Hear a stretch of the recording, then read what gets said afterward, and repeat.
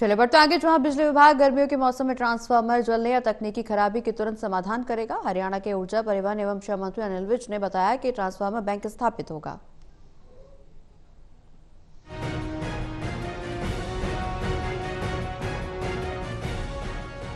हरियाणा में बिजली की कोई कमी नहीं रहेगी और बिजली विभाग गर्मियों के मौसम में ट्रांसफार्मर जलने या तकनीकी खराबी का तुरंत समाधान करेगा। हरियाणा के ऊर्जा परिवहन और श्रम मंत्री अनिल विज ने बताया कि ट्रांसफार्मर बैंक स्थापित होगा और एक गाड़ी 24 घंटे ट्रांसफार्मर बदलने या तकनीकी दिक्कत दूर करने के लिए तैयार रहेगी। सब डिवीजन पर बनने वाले ट्रांसफार्मर बैंक को ऑनलाइन किया जाएगा ताकि जरूरत पड़ने पर अन्य सब डिवीजन से ट्रांसफर लाकर बदला जा सके। उन्होंने कहा कि अधिकारियों को प्रदेश में लगे सभी ट्रांसफार्मर के लोड की जाँच करने के भी निर्देश दिए हैं और जिन ट्रांसफार्मर पर बिजली का लोड ज्यादा है उन्हें बदलने के भी निर्देश दे दिए गए हैं। कॉल सेंटर पर बिजली की दिक्कत को लेकर आने वाली सभी समस्याओं का तुरंत समाधान होगा। हरियाणा बिजली उत्पादन क्षमता को बढ़ाने की दिशा में भी काम कर रहा है। यमुनानगर में थर्मल प्लांट का कार्य निर्माणाधीन है और हिसार के खेदड़ थर्मल प्लांट में एक अतिरिक्त इकाई और पानीपत थर्मल प्लांट में 2 अतिरिक्त इकाई स्थापित करने का भी प्रस्ताव है।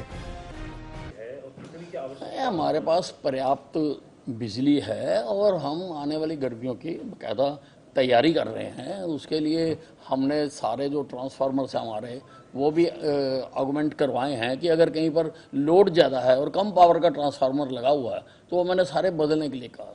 हर सब डिवीज़न में मैंने एक ट्रांसफार्मर बैंक बनाने के लिए कहा है।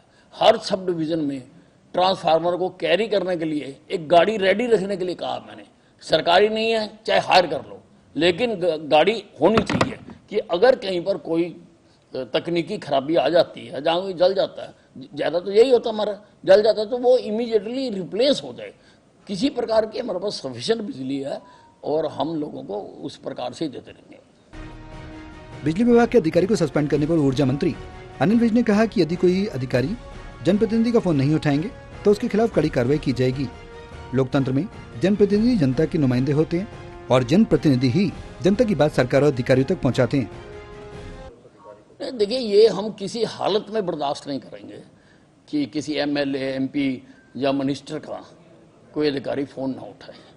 ये तो पूरे प्रजातांत्रिक सिस्टम को ठेंगा दिखाने वाली बात है।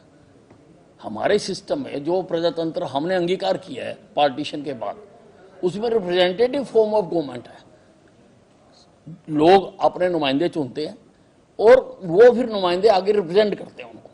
अब हर आदमी डीसी की कोठी में नहीं जा सकता, इतना वो होता है, एसपी की कोठी में नहीं जा सकता या किसी और के दफ्तर में नहीं जा सकता हर आदमी। इसीलिए ये सिस्टम बना कि वो अपनी तकलीफें अपने रिप्रेजेंटेटिव को कहेंगे और रिप्रेजेंटेटिव आगे अधिकारियों को कहेगा। अगर कोई अधिकारी रिप्रेजेंटेटिव का, एमएलए का, एमपी का फोन ही नहीं उठा रहा, वो तो सारे जो प्रजातांत्रिक सिस्टम है उसकी धज्जियां उड़ा रहा।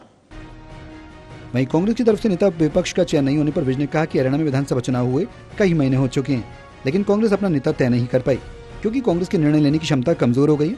ऐसा सिर्फ हरियाणा में ही नहीं पूरे देश में हो रहा है। उन्होंने कहा कि हरियाणा विधानसभा में 2 सत्र बिना नेता विपक्ष के गुजर गए। बहरहाल अब देखना यह होगा कि गर्मी के मौसम में सरकार के दावे लोगों की उम्मीदों पर कितना खरा उतरते हैं। Anil Kumar, total news, Chandigarh.